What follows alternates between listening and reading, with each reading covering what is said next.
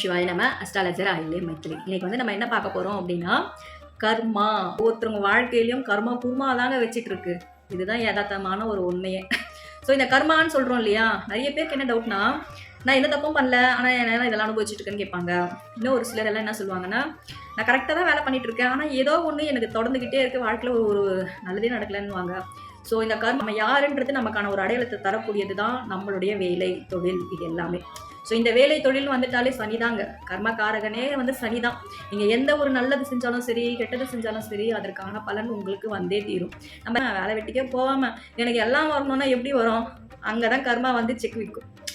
So அந்த வகையில் இப்போ ஒரு எக்ஸாம்பிள் நம்ம சொன்னோன்னா, என்கிட்ட இருந்து ஒரு பொருள் இருக்குது. என்கிட்ட இருக்கிற ஒரு பொருளை என் மனசுக்கு ஆத்ம திருப்தியாக நான் உங்களுக்கு கொடுத்தேன்னா அது வந்து ஒரு உதவி. ஸோ என்கிட்ட இருக்கிற பொருளை வந்து நான் ஒரு வேண்டா வெறுப்பாக உங்களுக்கு ஏதோ கேட்டுட்டீங்கன்னு சொல்லி கொடுத்துட்டேன் அப்படிங்கும்போது, என்கிட்ட இருக்கிற பொருள் என்னை விட்டு எங்கே போகுது? உங்களுக்கு போகுது.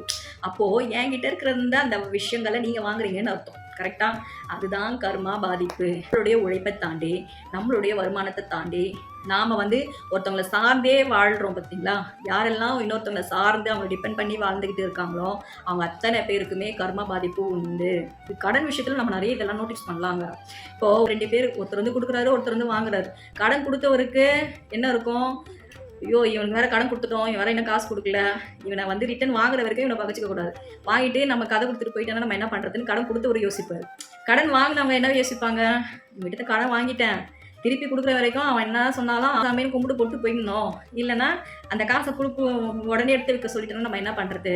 இதுதான் இந்த இடத்துல தான் அந்த கர்மாவை ஆக்டிவேஷன் ஆகிட்டு இருக்குன்றதை நீங்கள் அனலைஸ் பண்ணணும். ஸோ ஒருத்தவங்களை வந்து டிபெண்ட் பண்ணி வாழாமல் தன்னோட ஓன் இதில் வாழ்கிறாங்க பார்த்தீங்களா, அவங்களுக்கெல்லாம் அந்த கர்மாவோட கணக்கு வந்து மைனஸ் ஆகிட்டே வரும்.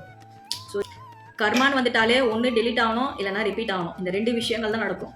ஸோ எப்போ டெலீட் ஆகும் அப்படின்னா, எப்போ நம்ம செஞ்சது தப்புன்னு நம்ம செல்ஃப் அனலைஸ் பண்ணி நம்ம பேட்டர்னை மாத்திரமா அன்றைக்கி டெலீட்டு. இல்லை இது இன்னும் நமக்கு இருக்கட்டும், இப்போதைக்கு இருக்கட்டும், நம்ம இன்னும் கொஞ்சம் சரியாயிட்ட பிறகு இதெல்லாம் கட் பண்ணிடலாம் நம்ம நினைக்க அது ரிப்பீட். இதுதான் இந்த 2 விஷயங்கள் தான். அடுத்து வர ஒவ்வொரு பதிவிலையும் மேஷத்துலேருந்து மீனம் வரைக்கும் எந்தெந்த ராசிக்காரங்க கிட்ட எதெல்லாம் வந்து கட் பண்ணிடணும், எதெல்லாம் வந்து பெற்றுக்கொள்ளணும் அப்படின்றத பற்றி நான் சொல்ல போகிறேன்.